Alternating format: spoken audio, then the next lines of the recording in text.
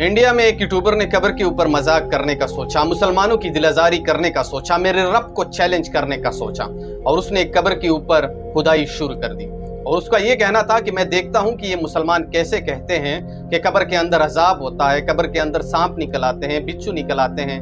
मैं देखता हूं कि कब्र के अंदर क्या निकल आता है। जब कब्र मुकम्मल हो गई, मुकम्मल खुदाई कर दी, उसके बाद दोनों दोस्त इस कब्र के अंदर नीचे उतर गए।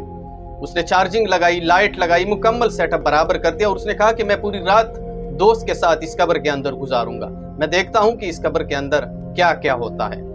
लेकिन मेरे रब को कुछ और ही मंजूर था। जैसे ही ऊपर के लोगों ने उस कब्र को मुकम्मल तौर पर दफन कर दिया, उसके बाद तेज आंधी बारिश आती है।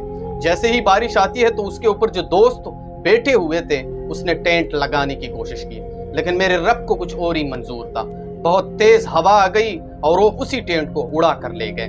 उसके बाद जो ऊपर कब्र के ऊपर जो दोस्त बैठे हुए थे उसने उस कब्र को कुदाने की कोशिश की कि ये तो बहुत ज्यादा तेज बारिश आ गई, अब मसला हो सकता है, जैसी भी हो हम इस कब्र को खोद दें और अपने दोनों दोस्तों को बाहर निकल आए। लेकिन मेरे रब को कुछ और ही मंजूर था।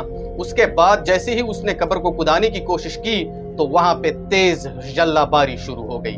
जैसे ही जल्लाबारी शुरू हो गई तो वहां पे जितने भी लोग उस कब्र की खुदाई कर रहे थे वो सब जो भाग दौड़ने में कामयाब हो गए। उसके बाद जो नीचे दो दोस्त बैठे हुए थे कब्र के अंदर, ये नीचे आप वीडियो में देख सकते हैं, कब्र के अंदर बड़ी मिकदार में पानी जमा होना शुरू हो गया। जब दोनों दोस्तों को समझ में आ गया कि ये तो कब्र के अंदर बहुत बड़ी मिकदार में पानी आ रहा है, हम यहाँ पे मर भी सकते हैं, उसने चीखना शुरू कर दिया, चिल्लाना शुरू कर दिया। लेकिन मेरे रब को कुछ और ही मंजूर था।